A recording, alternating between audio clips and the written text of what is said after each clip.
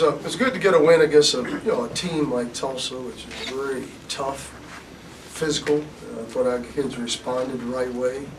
I thought we defended as well as we have all year long, especially in the second half. So, but I knew,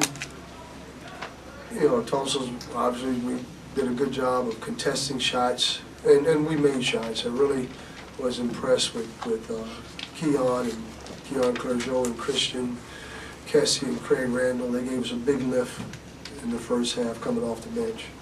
Any questions? Speaking about Christian Kessie, normally you'll give him a look and he'll miss and he comes out. Did you feel like a sense of relief when his shot went in early in the game, and like I can let him play a few more minutes and give some of these other guys rest? Well, he's been playing well in practice. So, and Jeremiah was struggling. We were struggling from the outside shooting, and both Christian and Keon and Craig have really been shooting well in practice. And so I thought it'd be a good time since we were down, 8-9, nothing, 10-0, something like that. And we were breaking, we throwing some bricks up here. It was time, and our energy level just wasn't there. So, so that's why we were able to get. And it's helped a lot. I think it helped with Jeremiah, giving him a break, Markel, an early break, rest on the field. I think those things paid dividends in the second half. We didn't get but we were consistently good defensively tonight. That was why we won the game. Coach, Diedrich and Markel were just in here saying you were pretty fiery in practice yesterday, and they said they think they respond better when you're on them like that.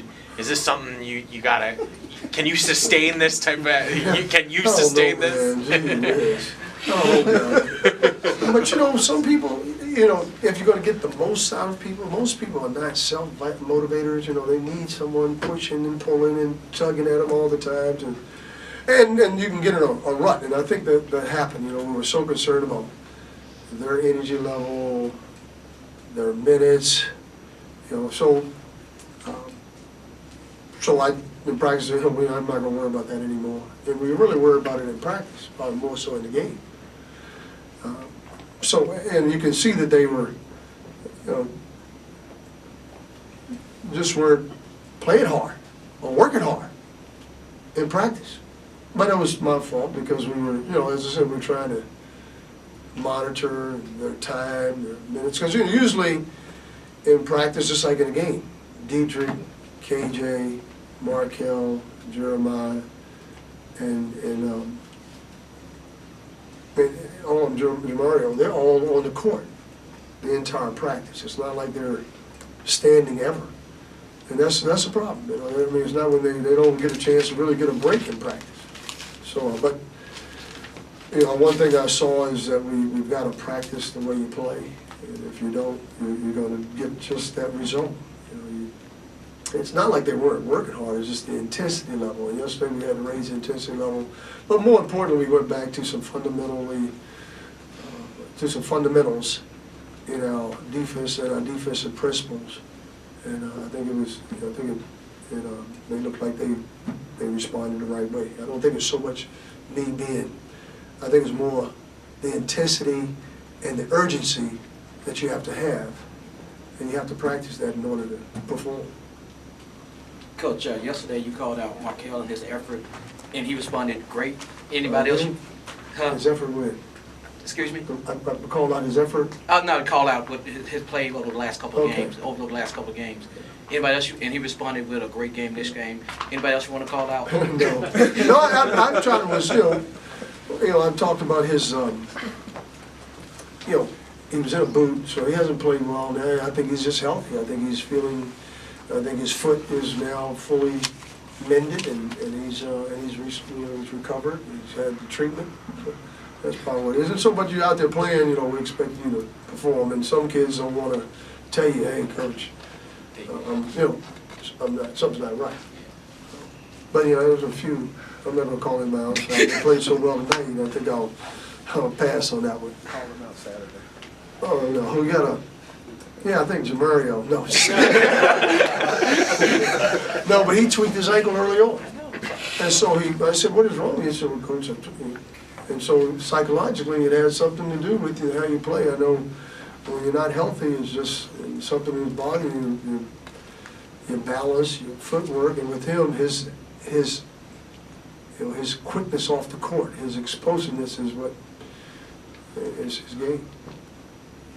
We got to ask the guys this when they were out here as well. For the second game in a row, you guys have kind of gotten off to a slow start. And it's kind of a two-part question. What do you think attributed to those slow starts? And tonight, you really came out responding in the second half. Was there anything in particular at halftime that you told the guys, or any adjustment that you made? No, I think most teams, this team beat us, Tulsa beat us before, and so they're a pretty talented team. They had Cincinnati beat. They're not bad. They had a tough loss, but SMU is a pretty talented team. So, everybody gets your tape, you get their tape, you figure out what you can do differently and what you can, exploit. And I thought we did a good job of sticking to the game plan, and early on I was really concerned because we didn't see, but they were doing a good job of making us stand around. They came down, they were in man-to-man switching, and they went to the 1-3-1, they were 2-3. So I was kind of concerned that we were spending too much time dribbling. I mean, Jeremiah caught it and dribbled, and KJ would catch it and dribble. That's not our offense. So it was more, I think that's why we were so stagnant in the early part of the game. And when we're passing the ball, we're much more effective. And the defense will break down, and we'll get a better look. And I thought our shot selection, but that was because we had better ball movement after we put, those guys in. Coach, the big guys for Tulsa really doing a good job with sealing on the inside in the first half. What adjustment did you make in the second half to really nullify that? Well, we really did some switching in the second half, and that was huge. Because you saw sometimes, if you switch it, they can't get the angle to seal you and push you down low. Even if you're Jeremiah switching on Ito, he's going to have to. He's quicker, so he can front him. Now the same passing lane is not there. Now you got to throw it over the top and lob it more. And we did a little better job of pressuring the passer. That's one of the things we emphasized at halftime is better ball pressure, and look to switch those pick and rolls sometimes. And when you and force, and now you've got a bigger guy pressuring the guard, or the big guy who's trying to throw it into a little guy who's kind of. And I think that was pretty effective for us. You talked about the bench earlier. I wanted to specifically about Christian and his sort of progress over the course of the year. Obviously, I think he had 7 points tonight. He had 7 points in his previous 16 games. But he put up numbers last year at Coppin State. I don't know if frustrating is the right word, but how is this season gone for him in your eyes? How has he been able to kind of stay even keeled through his inconsistency so far? Well, I think he's living out his dream, like they all are. He's playing Division I basketball in a major program.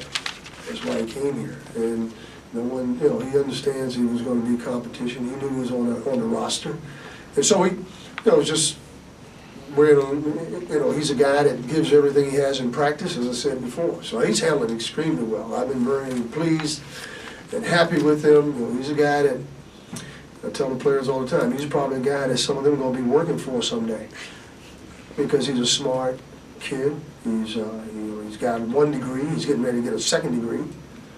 So that's what it's about. And so it's about living out your dream, and then throughout that course, making sure that you get your education so you can be, a good tax-paying citizen. Coach, your last game against Tulsa was probably your worst defensive performance of the calendar year 2017. Was it important for you? The last outing with them, you said? Yeah, on the road when you gave up 81. Yeah. And you mean against Tulsa, you said? Against Tulsa, right. So this time you turned around, you held them to 44. Was that a point of contention? And second question, for you, after all these years, do you still get nostalgic when you coach against your first coaching opportunity? Yeah, you see people that I've known from day one. I mean, a guy that was here tonight that I hadn't seen in a while, Doc Bryan, he was a dentist, and he used to run the Tulsa Hawks AAU program. And I'll never forget, I was leaving Kentucky, and he sent me a FedEx package. Was at my doorstep in Kentucky when I got back. And he had a list of players I needed to recruit. And Alvin Pooh Williamson was one of them. Shea Seals was the other one.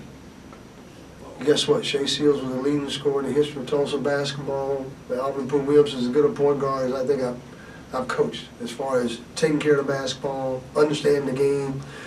And they're both talented, just like my staff, you know, and I've got a great staff and they're doing wonderful things for us. You know, they stay on top of things, from Joe Esposito with his tweets or whatever he does, to Saul,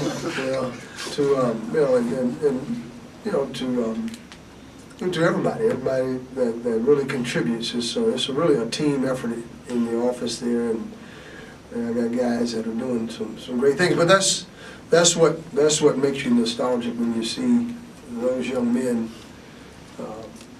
In fact, their announcer, their radio announcer, who's a color guy, J.R. Rollo, 6'10", about 300 pounds, sitting over there. So he was, he's a guy that played for us. So it was, and then to see Doc Merriman, who's been there forever on the bench with us, it means a lot. It really is heart, warming. It is, I was disappointed we didn't beat him there, but Frank Hayes is a pretty good coach, and he's got a very good staff.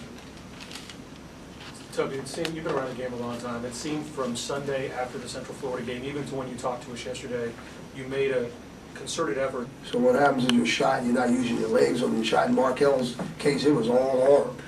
And you see when Diedrich's, when he's not using his legs to shoot, or anybody, it's because of fatigue. So we have to go back to figure out, okay, how do we tweak this? How do we improve? How do we change to do that? And so, every year we've actually gone back to early morning practice wherever I've been. We start a new season because we want to be playing. We tell our guys we're going to play another whole season starting now, and that's the mentality that we want to instill in them. That it's not going to end in the last game of the year. It's not going to end with the conference play. We're going to continue to play, and so we have to prepare for that. So I think when you prepare for it, you get mentally psyched, and hey man, you rededicate yourself to doing things better. Do you think you have their attention nowadays?